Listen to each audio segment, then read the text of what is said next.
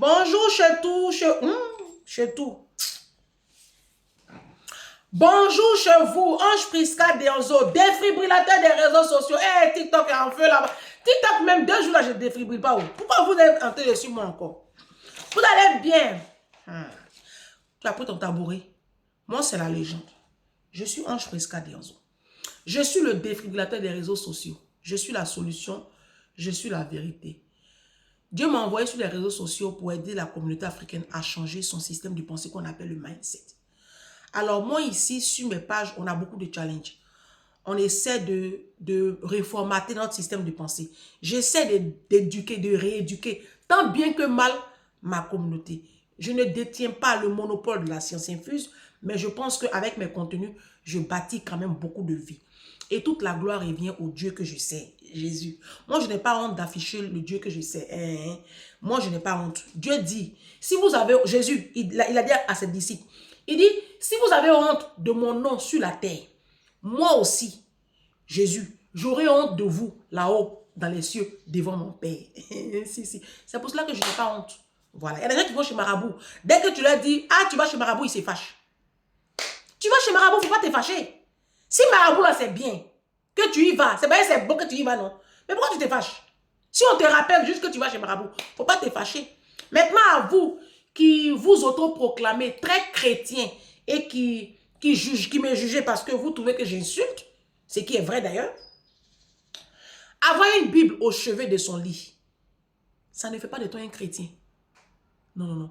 Avoir une Bible sur son bureau, ça ne fait pas de toi un chrétien. Avoir une Bible remplie de poussière dans un coin de son salon, ça ne fait pas de toi un chrétien. Avoir un chapelet accroché sur le rétroviseur intérieur de sa voiture, avec une grosse croix, et Jésus accroché encore à la croix, alors que Jésus, il est ressuscité, ça ne fait pas de toi un chrétien. Avoir un tableau, un poster d'un Jésus aux yeux bleus, alors qu'aucun hébreu, aucun juif n'a des yeux bleus, ça ne fait pas de toi un chrétien. Le chrétien. Chrétien, ça veut dire petit Christ. Et le chrétien, le mot chrétien est apparu dans les actes des apôtres pour catégoriser les disciples de Christ. Parce qu'ils avaient une autre façon de penser. Ils avaient été renouvelés par l'intelligence de Dieu. Donc, ils ne parlaient plus comme les autres juifs. Ils ne parlaient plus comme les autres. Donc, ils étaient un peu mis à l'écart. Et c'est ça, être chrétien, mis à l'écart. Donc, ce n'était pas un nom de gloire. C'est après que c'est devenu un nom de gloire. Sinon, à la base, chrétien, c'est comme si on te disait, regarde les sauvages là. C'est comme ça qu'on les traitait les apôtres de Jésus. Regarde les sauvages là. Parce qu'ils avaient une façon de s'habiller et puis ils marchaient avec les femmes. À l'époque, les juifs, ils ne marchaient pas. C'est que les musulmans font là. Quand ils sont dans les mosquées, les femmes sont derrière, les hommes devant. C'est pareil, c'est comme ça. C'est comme ça les juifs faisaient. Dans la culture juive, la femme n'avait pas la parole. La femme n'avait pas son... Non, c'est les hommes. Voilà. Et quand Jésus est venu, il a cassé ça. Il a envoyé un symbole fort à la... C'est pour ça qu'ils l'ont tué. Hein. Et c'est pour cela qu'après sa résurrection, le dimanche de Pâques, il est apparu à Marie de Magdala. Il aurait pu apparaître à Paul, pardon, Paul n'était pas encore là, à Pierre, à Jacques, même son frère. Il aurait pu apparaître à ses disciples, à Pierre qui était le plus vieux de ses serviteurs. Il ne l'a pas fait. Il a laissé tout cela. Et puis, il est apparu à Marie de Magdala, une prostituée qui faisait partie de sa garde, d'accord, de ses disciples. Et c'est cette Marie-là, pour la première fois, qui allait annoncer la résurrection de Christ aux autres apôtres. Vous comprenez? Jésus, en faisant ça, il savait qu'il cassait un système. Il n'avait pas le droit d'apparaître comme ça à une femme. S'il est apparu, la première fois, il aurait pu apparaître à la chambre haute, les disciples étaient là-bas. Il ne l'a pas fait. C'est à Marie de Magdala. Il a dit non, ne me touche pas. Je ne suis pas encore monté vers mon Père. Mais va dire à mes disciples, va dire à Paul que je vous précède en Galilée. C'est là qu'ils me verront. D'accord? Et donc c'est une femme, pour la première fois dans toute l'histoire de l'humanité, qui a annoncé la résurrection de Christ. Donc, quand on me dit qu'une femme ne doit pas prêcher, je me demande de quoi parle l'auteur du texte. Vous n'avez pas nous ramener à cette époque-là où la femme n'avait pas son mot à dire. Quand on me dit non, une femme doit être voilée. Quand on me dit une femme doit oh, j'ai dit oh. Oh, toi tu n'es pas né d'une femme? Si une femme n'avait pas écarté son cul là pour te mettre au monde, toi tu serais en train de gueuler là. Bande de gougnafiers. Prenez votre tabouret. Moi, il n'y a pas affaire à vous. Hein. Non. Oui, toi, tu es chrétienne, tu mets un rouge à lèvres, tu es chrétienne, et puis tu n'as pas mis voile, et puis tu portes pantalon. Il a porté pantalon bien. Vous qui êtes si chrétien que ça vaut qu'un noir, mauvais. Vous qui maltraitez les enfants de vos conjoints, et puis vos maisons sont sales là. Un chrétien, sa maison est propre, pour commencer d'abord. Un vrai disciple de Christ a un problème avec la saleté. Un disciple de Christ, c'est celui qui marche dans la discipline du maître. C'est celui qui fait comme le maître. Il a de la compassion, il aide, il fait des dons, il fait du bien aux gens. Un disciple de Christ, il ne vole pas, il ne triche pas, il ne magouille pas. Un vrai chrétien, il n'est pas dans la fornication, dans l'adultère. Un enfant de lumière. Nous sommes la lumière du monde. Oui, c'est nous là, les hommes regardent et puis ils changent leur vie. Mais quand on regarde ta vie, là même là, tu n'as même pas l'envie de devenir chrétien. Hein? Tu as les dabers, hein? Tu portes les adébatistes, les jupes qui traînent le sol. Vous êtes sales comme ça. Et c'est à cause de vous comme ça, les gens ont peur de donner leur vie à Jésus. Quand on vient à Jésus, là, c'est là où on shine. Vous ne voyez pas comment il shine? Je donne. Ça, c'est Jésus qui fait ça. Hein? C'est Jésus qui fait ça. Ah, vous là même, il y a quoi même? Eh, mon miracle là, ça va sonner bientôt. Hein? Désormais, là, vous allez m'appeler miracle ici. Eh, moi, je vous parle, étonné. Jésus va t'étonner. Attends, moi, Jésus est en train de me choquer en ce moment. Hein? Asseyez-vous la bande de bougnafiers. Vous avez pour votre abri. Quand je suis chrétien, je suis chrétien. Chrétien? Tu sais ce que vous avez dit, chrétien? Petit Christ. Quelqu'un qui fait comme Jésus. Jésus dit, soyez parfaits, comme moi, votre maître, je suis parfait. Jésus dit, vous m'appelez maître et seigneur, mais pourquoi vous ne faites pas ce que je vous demande de faire? Dieu dit, fuis le péché. 1 Thessaloniciens 4, verset 3. Fuyez l'impudicité. Toute autre chose que vous faites est en dehors du corps. Mais votre corps là est le temple du Saint-Esprit. Fuyez l'impudicité. Fuis. Je sais ce que vous avez dit, fuis. Il faut fuir. Quand tu bois, tu fuis. Mais vous êtes dedans. Et vous, comme ça aussi, vous avez dit que moi, je ne suis pas chrétienne. Bande de sauvages. Vous mentez, vous volez, vous êtes remplis de suffisance. Orgueilleux que vous êtes. Vous êtes malhonnête comme ça. Vous mentez matin, midi, soir. Vous mentez mal, vous les Africains là. Oh, je ne suis pas chrétienne. Je m'en fous. On ira à l'enfer, hein, donc en tant qu'à faire. Hein. Bon, j'ai lancé des challenges. Tu es à quel niveau? Non. Hein, tu attends le sujet. J'arrive, moi, t'es pressé. Nous sommes au combien là? Au 3 ou au 4? Je ne sais même plus. Au 3? Au 3? Novembre? Nouveau challenge. Après, opération vider les maisons. Après, je sécurise la vie de mes enfants. J'ouvre des comptes épargne pour mes enfants. J'ouvre des assurances vie pour mes enfants. Opération, j'éduque mes enfants. Je m'oublie et puis j'éduque mes enfants. Hein? Je prépare la vie de mes enfants. J'ai une vision pour mes enfants. Opération, je lis un livre. Tous les 2 mois. Opération, je perds 3 à 10 kilos. Bon, moi, ça, c'est un challenge. Vraiment, c'est vraiment un challenge pour moi. Faut pas y vous mentir. Depuis là, je n'ai pas perdu de kilos. Je n'ai pas... Même 1 an et demi, j'ai perdu là, j'ai repris encore. Opération, je supprime mon découvert bancaire et j'épargne. Minimum 5% de mon revenu. Opération, je passe mon permis de conduire et je l'obtiens. On s'en va dans décembre. Vous qui n'avez pas encore vos permis de conduire, qui n'avez pas encore vos codes, mais c'est vous qui avez l'argent pour aller chercher mari en Afrique là. C'est vous qui avez l'argent pour nourrir votre truand de mari que vous avez ici là. Vous qui faites programme de dot à un mariage à coût de milliers d'euros, alors que tu n'as aucune formation professionnelle, tu n'as pas ton permis de conduire, tu es nul comme anus. Bon, après toutes ces opérations, on est au 4e challenge là. Je crois qu'on est au 8e. On doit être au 8e challenge.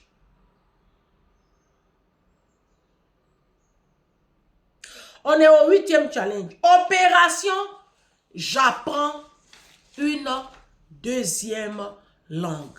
Ah ça. Alors, je vais tout de suite essayer d'éclaircir les choses. Vous qui êtes dans les pays anglophones, comme Londres, le Canada, les États-Unis, ou en Chine, ou je ne sais où, au Ghana, vous qui parlez maintenant l'anglais, vous qui parliez le français, et maintenant qui êtes en train de parler l'anglais. C'est bien. Donc, vous êtes bilingue, d'accord? Vous parlez l'anglais. Vous allez apprendre une troisième langue. Vous allez nous dévancer avec l'espagnol. D'accord? L'année prochaine, je vais lancer opération on apprend le mandarin. Vous savez que le mandarin et le chinois, c'est la langue du futur? Je ne sais pas si vous avez... non, je vous informe. C'est la langue du futur, le chinois. Donc, tôt ou tard, il faut qu'on apprenne le chinois.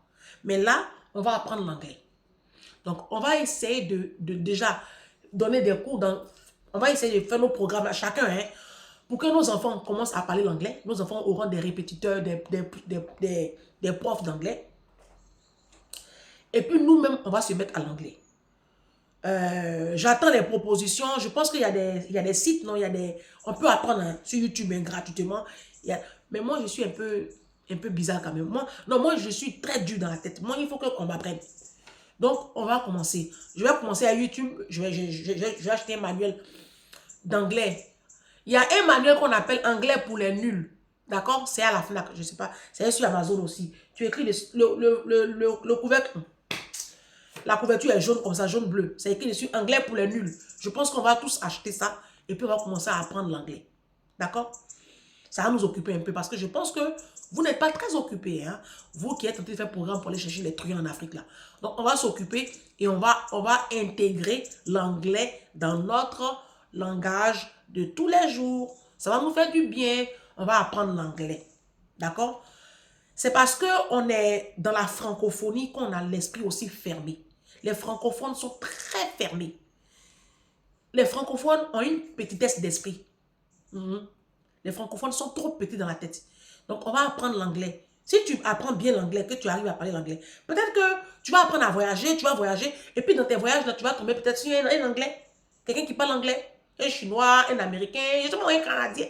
Il n'aura pas la barrière de la langue. La barrière de la langue fait que on veut forcément rester dans notre petit milieu francophone.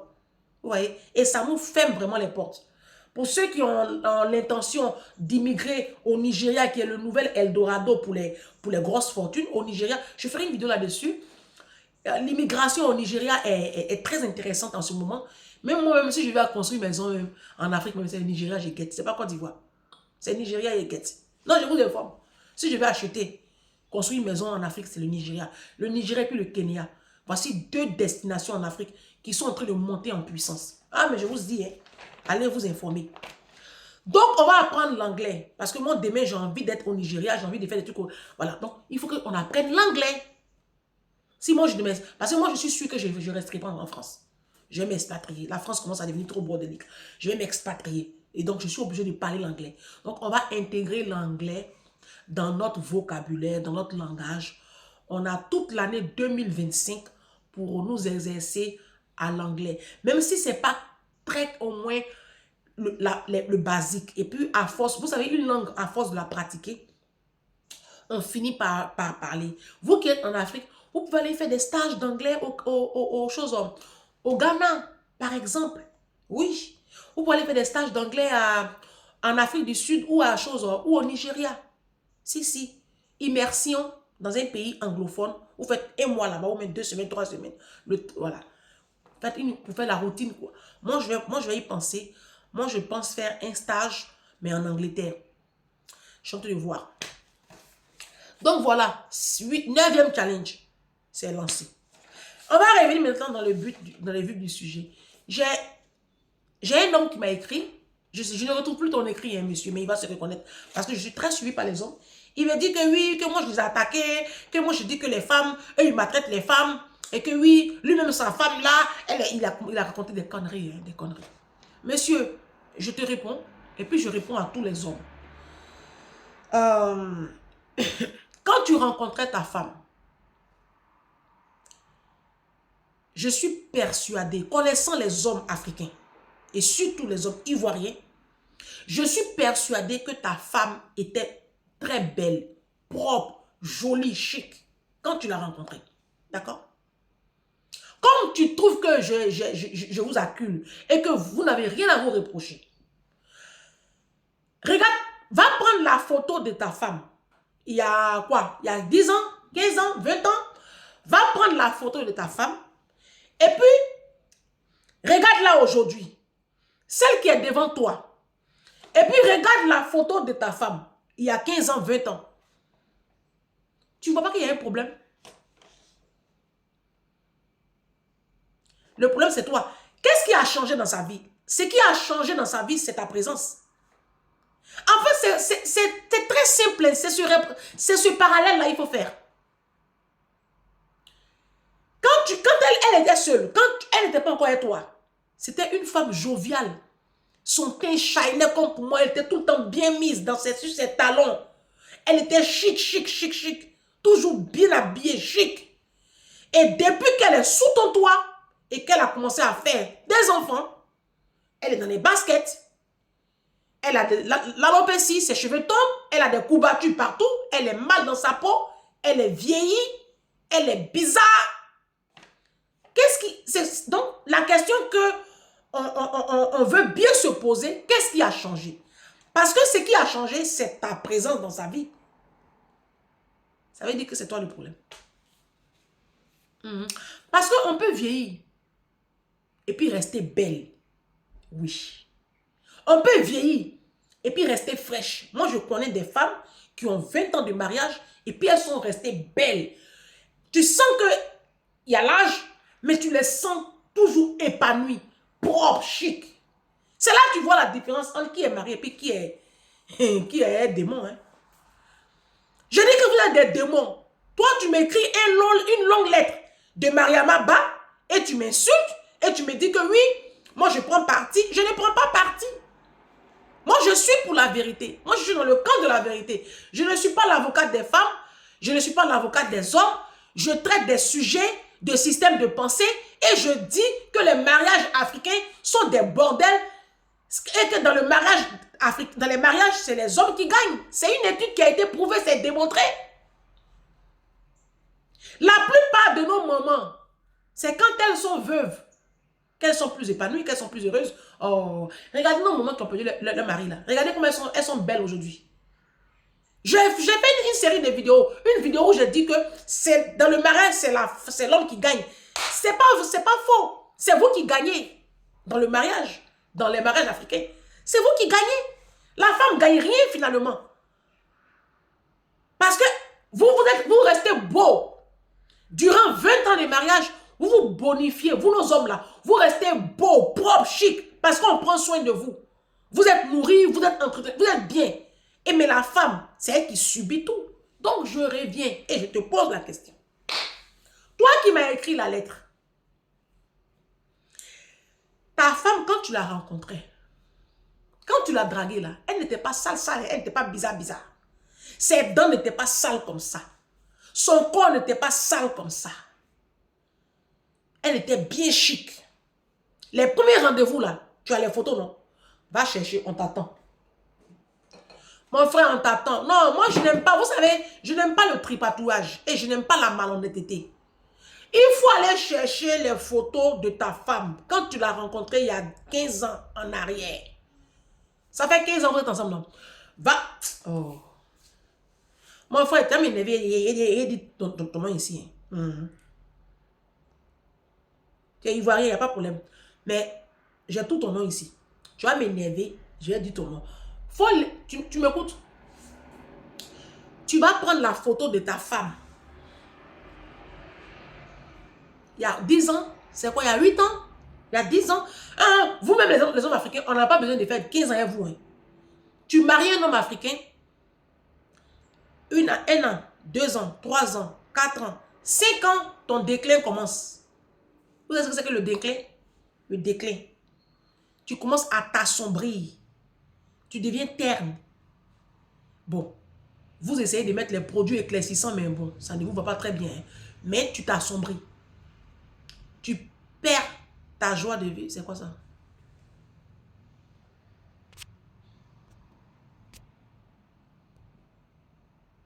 Excusez-moi. Tu perds ta joie de vivre.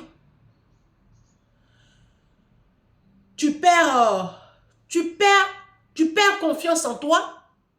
Parce que ce que les hommes africains font, quand ils se mettent avec une femme, J'ai comme l'impression que les hommes africains sont possédés par Satan, Lucifer lui-même. Parce que c'est que vous faites très souvent, vous faites tout pour faire en sorte que la femme n'ait plus confiance en elle. J'ai l'impression que vous êtes en mission en fait. C'est une mission en fait que Satan vous a donnée. Ça fait que la plupart des femmes africaines, au bout de 3 années de relation en couple avec un homme, elle n'a plus confiance en elle. Ça, c'est la première mission qui vous a été assignée par Lucifer. Et quand vous atteignez cet objectif-là, elle devient maintenant une proie facile. Et vous commencez maintenant à casser vos femmes dans vos derniers retranchements. Dans ces derniers retranchements, vous commencez à la casser. Déjà, tu lui alignes les maternités. Bête qu'elle est, bah, elle te suit. Son corps prend un coup.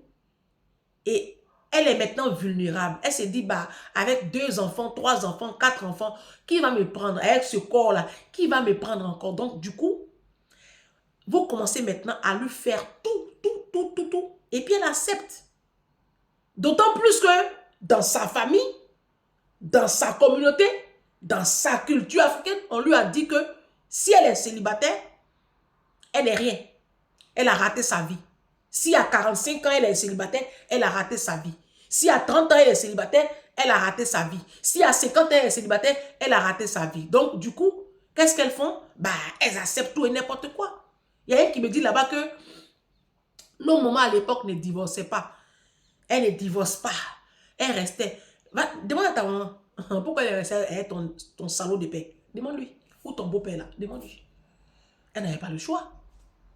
C'est la culture, c'est le poids de la culture. À l'époque, on ne divorçait pas.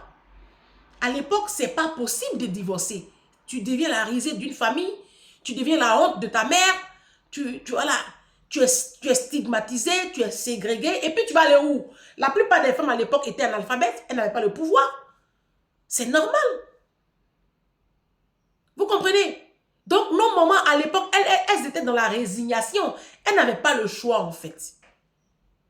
Mais je le dis, je le répète, que le mariage, c'est à vous que ça profite. Ce n'est pas aux femmes. Moi, je suis célibataire, mais je suis tellement épanouie. Il n'y a pas plus épanoui que moi. Je ne fais pas semblant. Hein. Ceux qui me connaissent savent que je ne fais pas semblant. Je suis trop épanouie. Parce qu'une femme, pour qu'elle soit épanouie, c'est quoi? C'est pas fort. La plupart des femmes qui sont mariées, elles n'ont même plus de rapport sexuel avec les maris. Elles ne veulent même plus avoir des... En fait, vous, mes soeurs, mais vous êtes en couple là. Combien de fois vous faites l'amour avec vos maris? Ça ne vous dit même plus rien. Ça vous énerve même souvent, même quand vous réveillez à 4 h du matin. Parce que la femme, à un moment donné, elle perd ça. Elle est plus concentrée sur les enfants, sur la gestion du ménage. Bon, c'est plus trop son truc. Donc moi-même, je ne sais pas, même c'est pourquoi au juste. En fait, au final, même je ne sais plus. Non, mais j'ai demandé à Dieu, il dit, Seigneur, le mariage, c'est pourquoi en fait. Parce que la plupart même des couples, même, il n'y a plus rien. Les couples africains, il n'y a plus rien. Vous n'avez pas de loisirs. Vous n'avez rien ensemble. Même lune de miel, même. Vous n'avez pas fait lune de miel. Après, ça va faire vos boucans de mariage, là. Il n'y a pas lune de miel. Vous ne voyagez pas ensemble. La plupart des couples africains, chacun va de son côté. L'homme n'éprouve pas le besoin, l'ardent besoin, le plaisir de se retrouver avec ses enfants et sa femme 2 semaines de vacances quelque part. Non. Non. Quand vous voyez les couples africains ou même mix en Afrique, c'est souvent la femme qui a mis la pression. Hein? Et c'est elle qui a tout financé, hein, la femme. Très souvent, oh, mais je vous dis. Si tu prends avion, tu vois un couple africain dans l'avion qui vont à Douala, au Congo, au Burkina, c'est la femme qui a financé les billets là. C'est pas l'homme. Parce qu'en fait, lui-même, ça l'énerve même. Qu'elle soit assise à côté de lui là. Ça l'énerve. Parce que lui, il va en Afrique, c'est pas pour aller encore la voir, quoi. Lui, il va aller voir autre chose. Donc, je le dis, je le répète, les foyers africains là, c'est pas à faire. Mes soeurs même qui m'écoutent, elles savent c'est qu'elles vivent dans les foyers, elles savent. Je ne leur apprends rien. C'est vous qui gagnez. C'est pour ça que comme tu as dit que je mens, et que je raconte des balivernes, et que je raconte des choses incongrues, il n'y a pas de problème. Va prendre une photo de ta femme, il y a 10 ans, 15 ans en arrière, 20 ans, et puis regarde la photo de maintenant. Regarde ce que tu as créé. Vous trouvez que vos femmes sont insolentes, elles sont impolies, elles ne vous respectent pas, elles sont ceci, elles sont cela, mais attends. Elles sont fatiguées aussi. On ne peut pas respecter un homme qui te trompe, un homme qui s'en fout des enfants, qui passe son temps à s'habiller, un homme qui ne planifie rien. Les enfants n'ont pas de compte alimentaire, il n'y a pas de loisirs, il ne fait rien. Il est tout le temps couché, s'il n'est pas couché, il est au travail. Quand il revient du boulot, il s'en fout s'il a des enfants, il s'en fout de regarder même les cahiers des enfants, les cahiers de liaison. Aucun suivi, la maîtresse même de ton enfant, tu n'as jamais pris... Ou même le prof, tu n'as jamais pris un rendez-vous avec les enseignants de tes enfants pour discuter avec eux de l'évolution ou du comportement de tes enfants. À chaque fois qu'il y a un problème à l'école, c'est maman on appelle, c'est madame on appelle, monsieur est mis à l'écart. Le pédiatre de ton enfant, tu ne connais pas son nom? Le médecin traitant de ton enfant, tu ne connais pas son nom? Mais à quelle heure une femme qui partage ta vie va te respecter? Tu n'es pas un chef. C'est ça le problème en fait. Il faut que vous compreniez ça. Il faut que vous compreniez ça. Quand je travaillais à Poissy, j'ai fait 4 ans à Poissy, j'ai travaillé pendant 4 ans. Je n'avais pas encore ma fille, donc je dormais là-bas. Des fois même on voyageait ensemble. On a voyagé, je crois, 2 fois ensemble. Je n'ai jamais vu ma patronne là lever le ton sur son mari. Mais quand son mari parlait, c'était... J'ai jamais vu une femme aussi soumise. En fait, de toute ma vie, je n'ai jamais vu une femme plus soumise que ma patronne de Poissy. Jamais. Je n'ai jamais. Même les femmes chrétiennes là, elles ne sont pas soumises. Yeah! Celle de Poissy là, punaise. Bon, elle n'appelle pas ça la soumission. Hein. Eux, pour eux, c'est normal. Hein. Eux, c'est une question d'éducation en fait. Vous voyez donc. Elle, c'est normal que son mari parle et puis qu'elle ne renchérisse pas, qu'elle le laisse parler. Déjà, dans la culture, on ne coupe pas la parole. Déjà. Ceux qui travaillent chez les Blancs, ils savent ça. Dans la culture des Blancs, on ne coupe pas la parole à l'autre. Donc, quand le mari parle, toi, tu te tais. Tu l'écoutes. Quand la femme parle, tu te tais. Eux, c'est comme ça qu'ils ont été élevés. Donc, eux, ce n'est même pas une question de soumission ou pas. C'est une question d'éducation, en fait. Donc, quand son mari parle, elle ne répond pas. Quand son mari va punir les enfants, elle ne réplique pas. Elle ne dit rien. Donc, ça fait que le papa a une telle autorité sur les enfants, mais laisse tomber.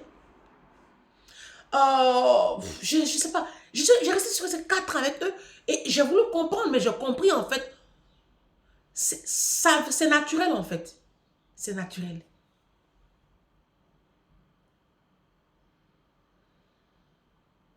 Tu vas aller dans les grandes entreprises françaises. Les employés respectent beaucoup leur patron. Pourquoi? Parce que le patron commence déjà. Ma mère me dit, si tu veux que ta petite soeur, tes petits frères te respectent, toi, la première qui est la plus grande, il faut les respecter. Donc, quand Dieu établit le mariage, quand Dieu met en place le mariage, il dit que c'est l'homme qui est le chef. Donc, comme toi, tu es le chef, c'est toi qui dois montrer l'exemple. Si toi, tu ne respectes pas ta femme, elle ne peut pas te respecter. Je veux dire, c'est une question de bon sens. C'est la logique. Hein? Quand tu respectes ta femme en tant que chef, parce que c'est toi l'homme, c'est toi le chef, ne voyez pas chef là comme quelque chose d'assujettissant. Hein?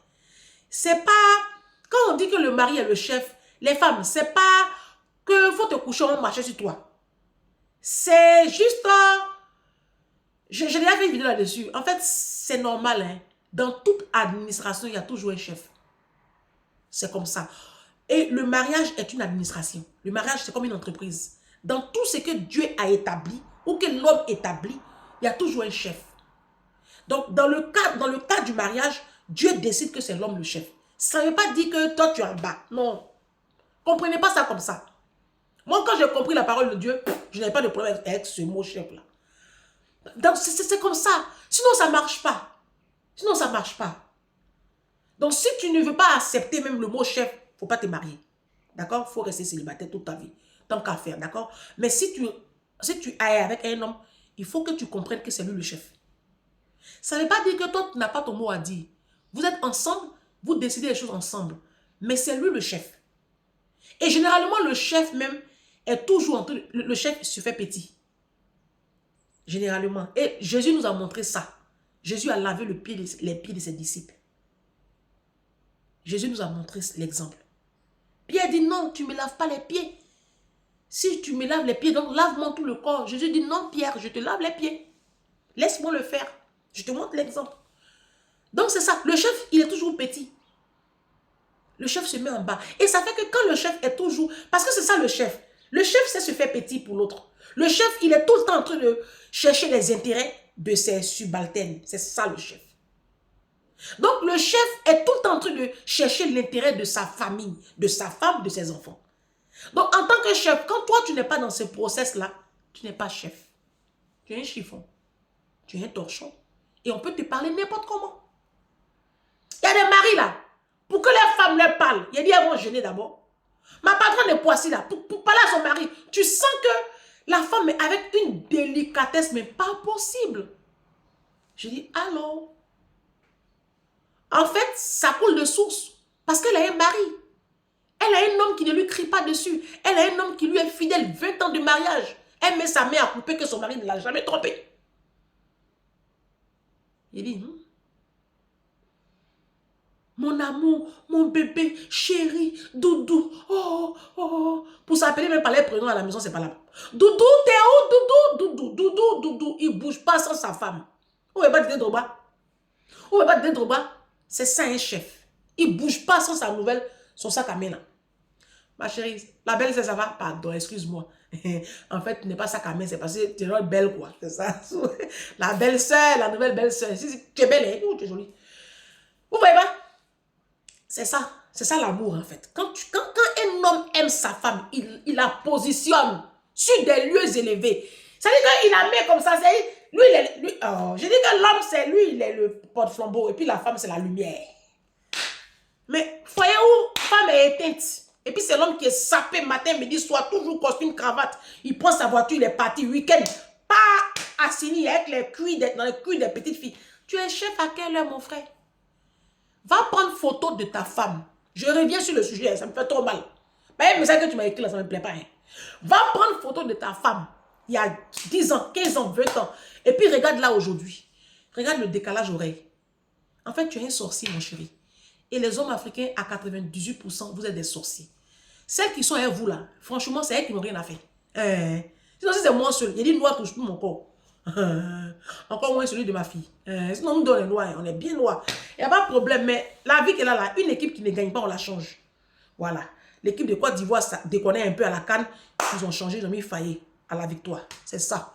Donc, comme ça ne va pas, moi, ils changent.